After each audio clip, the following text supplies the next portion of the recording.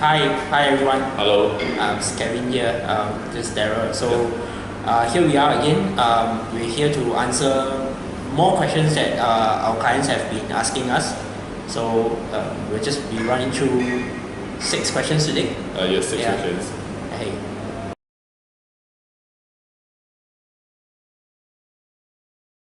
Okay, so the first question comes from a client in Singapore. This client asks, why is it that prices of condominiums are different in the same area? Okay, so Kevin, you want to answer? Okay.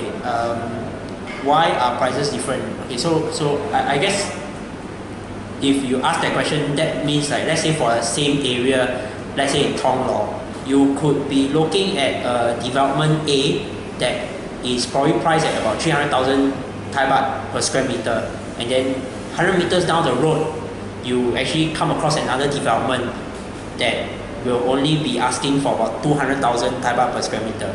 And the question is, why is there this discrepancy? I think the first thing you have to understand, over in Bangkok, condominium developments are categorized into many different grades. So you have the S grade, which is the super luxury grade, and then of course you have your A, B, which are investment grade, and then you have your C and so on. Those are mass market. So this can all happen within the same area, within walking distance from each other, amazingly. So you have to not just look at the price, but you really have to understand the development. Like say on the main road, a development that can go up to about 30 stories high with full condo facilities, that can command a premium versus another development that could be like 50 meters back, because they are in a small road. So you can only go like maybe 6th floor, 7th floor, 8th floor, and then they have very limited facilities. Those developments will have to sell at a lower price because of it being less attractive to tenants. Right, so that's also the reason why you will probably see like, how come prices are so different? You cannot just look at the numbers alone. You have to really understand who is the developer, the quality of development, and the exact location, what does it faces. All this will really make a difference between like 300,000 Thai baht per square meter and 200,000 Thai baht per square meter, all within the same area. Yeah, I think I want to add on is that if you have a tenant, let's say expatriate, then he comes from, example, China, then he's working in maybe Huawei, then when he wants to rent, he will definitely rent the investment grade one. That means the one that has the full condo facilities, swimming pool, even like a sky cinema, some have futsal courts, and all these, right, they will normally be rented by expatriates. Then for mass market condominiums, they are rented by the local Thais who maybe don't have so much earning power as compared to the expatriates. So it's more like just a place to stay over the week. Then weekends they will go back to their hometown. So the rental that you can command is very much different, and it's also dependent on the quality of the development as well. Correct, and also that would in the future down the road affect your resale value as well. The good categories of properties will tend to hold their value well over time. Like say 5 years, 10 years down the road, it will still, the value will either stay or even go higher. Whereas if you actually, because of cheap, and then you just go and randomly go and buy something, then the upkeep will not be good, and then you may not even be able to exit your investment 5 years down the road. Okay. Yeah. So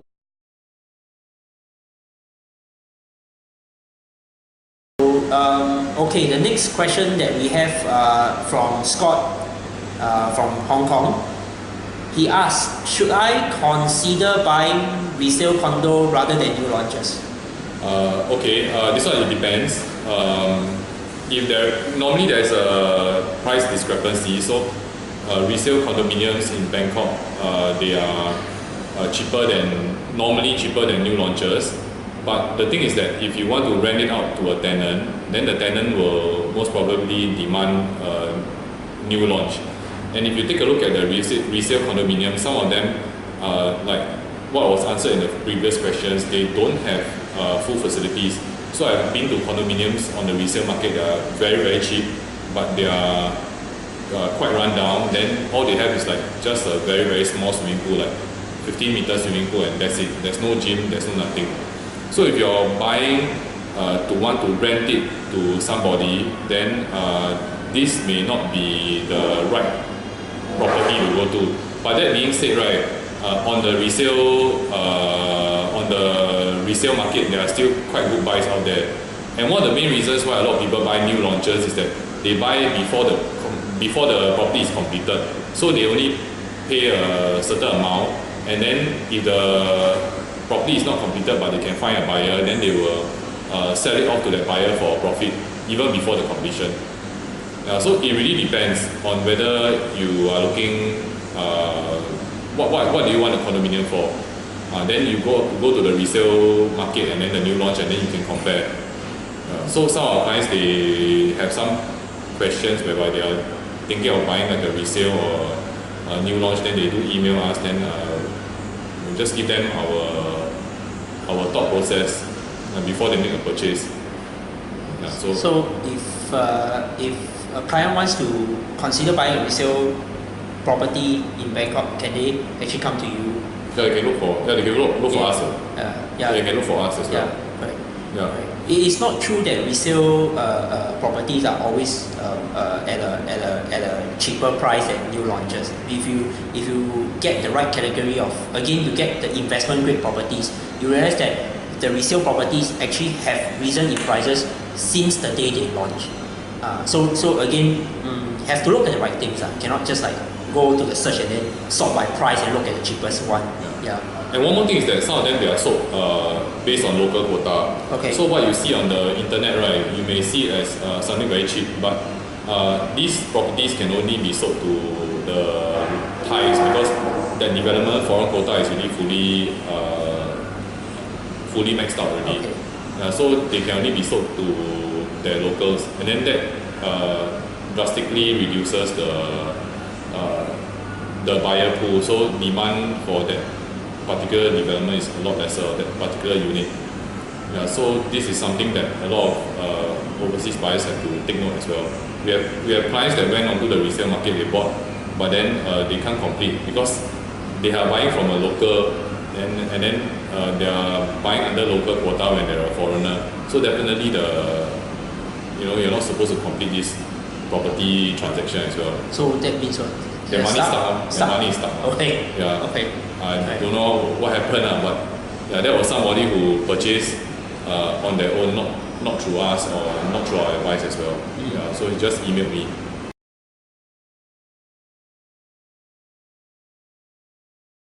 Yeah. Okay. So the next question. Do I have to pay tax when selling my property in Bangkok? This is from a client in Canada. So Kevin, you may want to elaborate? Okay. Yes, there is. Actually, we have an article on our portal on all the relevant fees and taxes. So to get a really wholesome understanding, please visit the website and have a read. But one thing maybe I just shared, when selling a property, right, there's this thing called the transfer tax, which you have to take note of as a seller.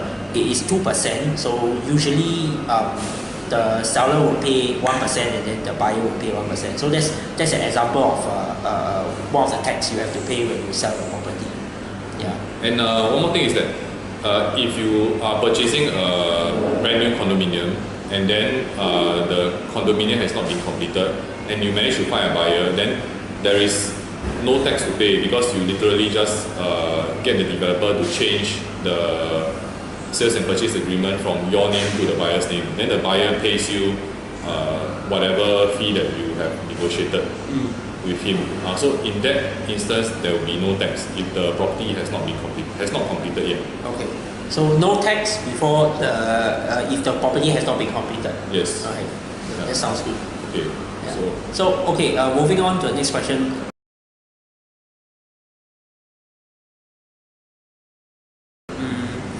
How should I transfer funds to pay for my property in Bangkok?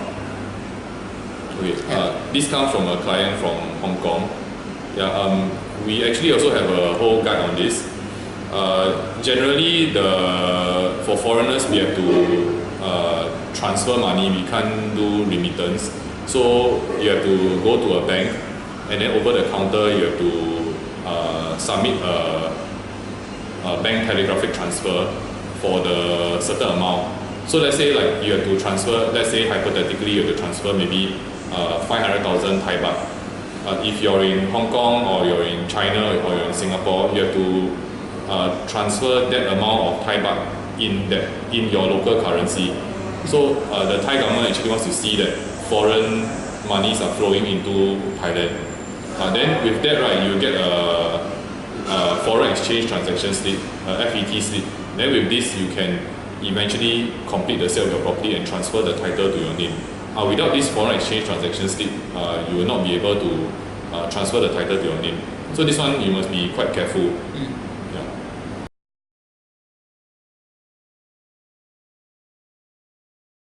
Okay.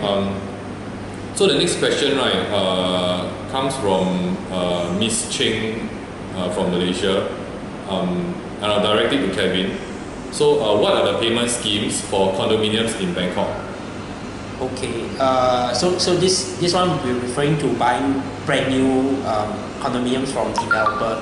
Yes, brand new condominiums from developer. Okay. Usually like maybe Miss Cheng is from Malaysia, so for instances in Malaysia and Singapore, when you buy a brand new property, a condominium, you will be paying based on progression of construction. So as and when the developer hits a certain milestone, then they will call for funds and then you pay accordingly. But however in Bangkok, usually typically how it works is, if you choose to commit to a property today, you will have to first pay a deposit.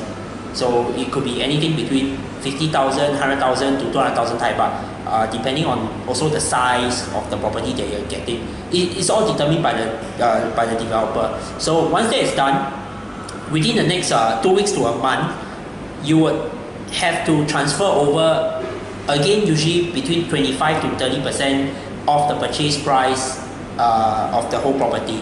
So thereafter, once that is done, then the developer will actually prepare the sales contract and send over, which you will have to sign and send back. Then usually construction period is about 2 years to 3 years, and in between this period, you will not have to pay anything else until nearing to completion. The developer will call for the balance of the funds. That's like about 70%, and that's how it typically works in Bangkok for purchase of new properties. Yeah. Okay.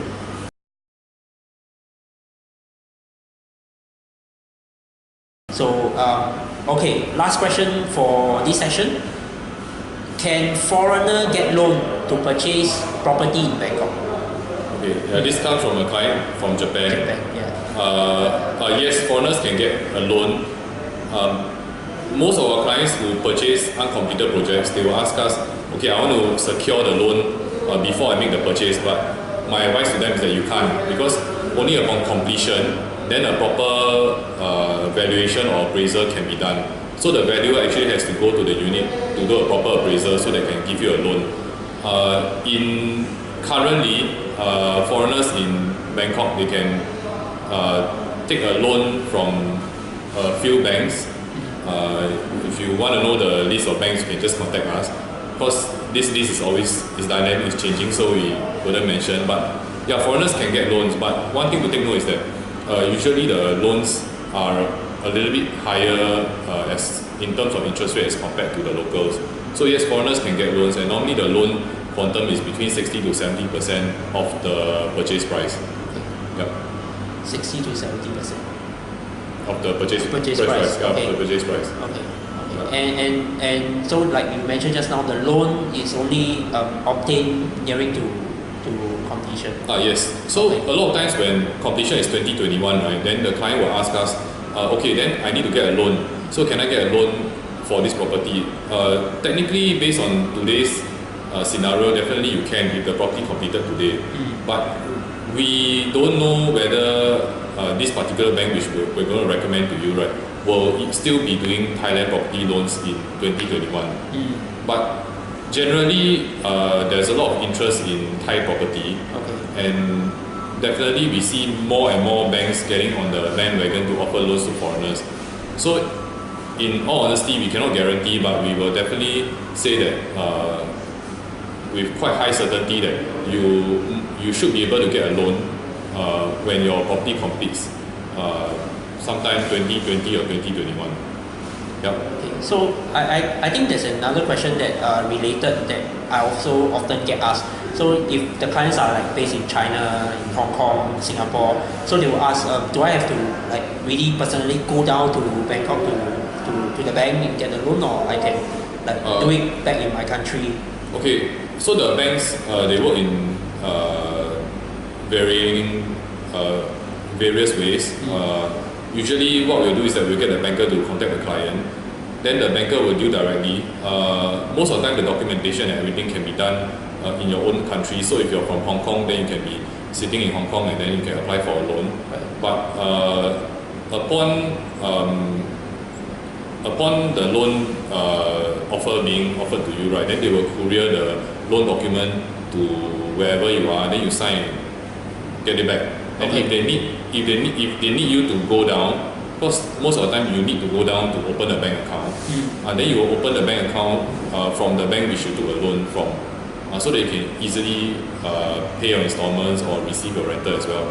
So definitely the loan application can be done in your own country, but it is good to go down to Bangkok as well to open a bank account. And usually I guess you will open the bank account from the bank that you took your housing loan from.